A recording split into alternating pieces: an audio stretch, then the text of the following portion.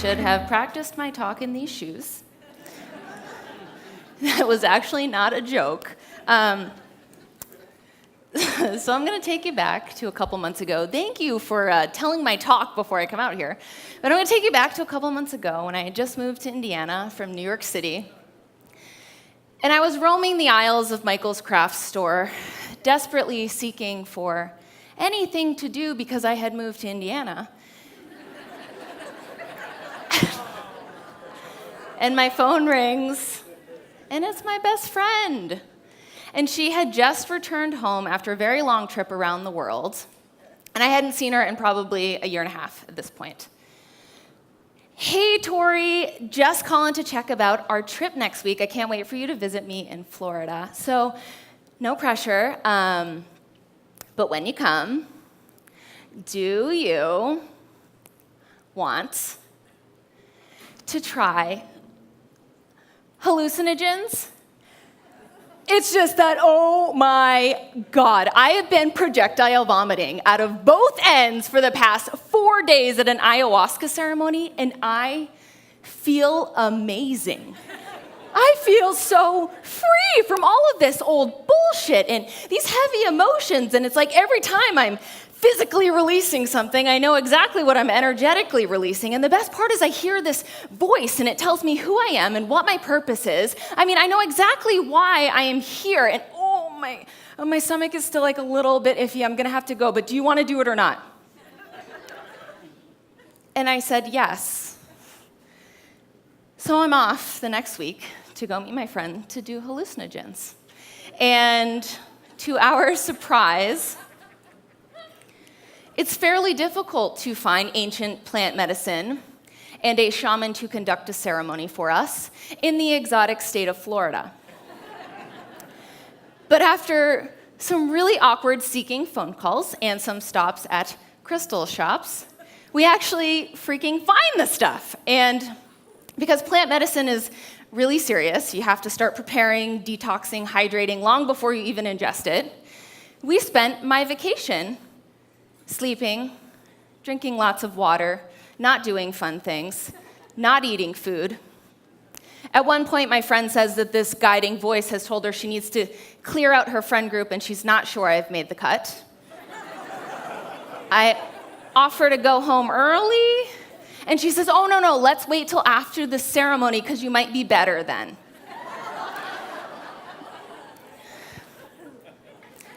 So it's the day of the ceremony, and the shaman texts us early in the morning, canceling, because he lied to his wife, and the energy wouldn't be right, because shamans are human too. As you can imagine, we were a little bit upset by this. This is what's now supposed to happen. I want my life's purpose and my guiding voice today, on this hot and hungry Saturday morning. So in attempts to stay on theme, we decide that maybe we should meditate and really just calm down and try to now accept what is.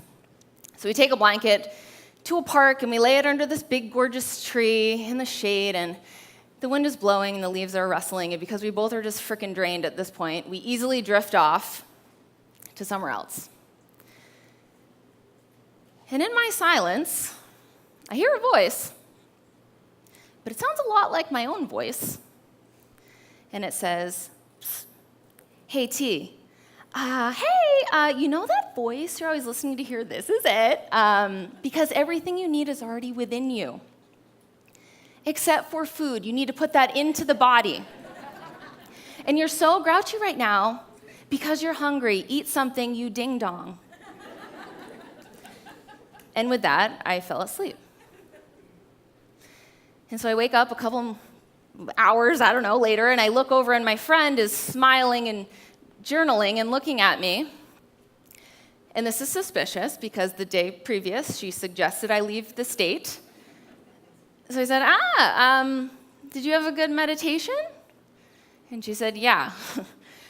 I'm always praying that you're somewhere in the world with me, and now you're here, and this is all I want. So why do I tell you this story? The most detrimental thing we can do on our path to our life's purpose is demand that it show its face, because fear doesn't get you anywhere, right? There's no booming God voice, unless I hear there's plant medicine and you find an honorable shaman. And so I am the most qualified person to be on the stage right now, because I am human. And my contents include a body machine that malfunctions sometimes and we're not even close to fully understanding. And my contents also include a soul or a divine spark or whatever you call it that we also aren't even close to fully understanding. And I was born perfect in all of my imperfections and brilliantly worthy without ever having done a damn thing upon my arrival. Just out of curiosity, does anybody else fit those qualifications? Hey now. And my trajectory includes graduating from high school with honors, getting an academic scholarship, and then dropping out of college after 1 year. Moved to New York City alone at 19. Danced professionally, not on a pole. But I did waitress in my bikini for 4 years in Times Square. And this is the first time that my family came to visit me. And I can only imagine how hard it was to be supportive of me in this moment. I did red carpet interviews. I tried stand-up comedy. I worked for a nonprofit with a dear, dear friend. I went back to school and I opened my own practice in New York City. I got my head on the side of a billboard at Madison Square Garden. I started hosting international wellness retreats. I felt unstoppable in a city that is so often deemed unconquerable. And then I swiped everything into a big sinkhole and moved to Indiana. And I know what you're thinking, wow, you're a mess.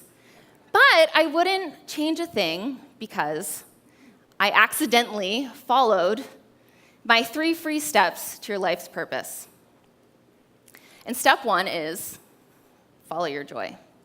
Follow your joy because when you are joyful, you are electric.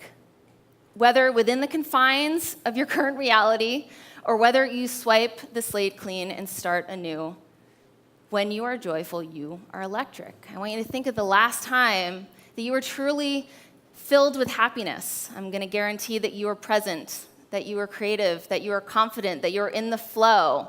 And in that space, that is where all of the BS can fall away, and you can hear your own personal voice, your own guidance system. Number 2, jump in with both feet. So number 1 does not work if you don't do number 2. You have to be all in. But what's going to happen is you're either going to go in the right direction, and you're going to have so much momentum because you're going forward with enthusiasm, with courage, with integrity, and you're going to learn so much in that process. Or you're going to go in the really, really wrong direction. But because you have so much momentum from that enthusiasm, courage, and integrity, you're going to learn really quickly that you're going the wrong direction. And within what we don't want, we get to learn what we do want. It's just as valuable. And then 3, be honest. If you're going to be honest with anybody, you might as well be honest with yourself, right?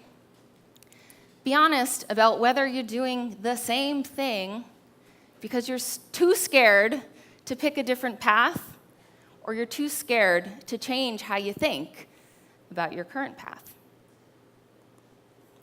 And then you just repeat infinitely forever until you die. And so, if I didn't drop out of college and decide that dance and performance brought me joy, I wouldn't have ended up in New York City. And if I didn't end up in New York City, I wouldn't have tried stand-up comedy in an attempt to overcome my fear of being visible. And if I didn't vow to play bigger, I wouldn't have worked at the New York City Children's Hospital, which wouldn't have guided me to philanthropy, working with a best friend on a nonprofit changing the world, which wouldn't have encouraged me to write and publish my own children's books, which wouldn't have pushed me to go back to school to become an expert on our contents and loving this thing, which wouldn't have allowed me to do that for myself, overcoming a decade-long eating disorder, a really big people-pleasing problem, and a couple other hairy things,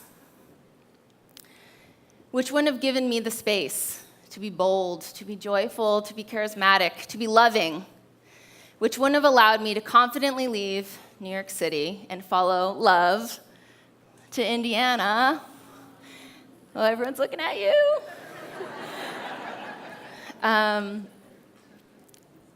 And if I wasn't in Indiana, I wouldn't be in frickin' Broad Ripple right now on the stage having this important, juicy conversation with you, which is exactly where I want to be. And really, the magic of this all is, what if this is life's purpose, right? To listen, to go with the flow, to allow, to receive, to love ourselves until we become so strong that we can overflow into the lives of those who need it most, without seeing their flaws, their differences, their fear, which many times looks like judgment, criticism, violence, hatred towards you. But we can only share what we already have, so we have to start here. And the more enthusiastically and the more fully we love this thing, the sooner we can stand up and we can love up for other body machines living in other realities. And all of a sudden, we've started a revolution, and damn, I can't think of anything more purposeful than that. Thank you.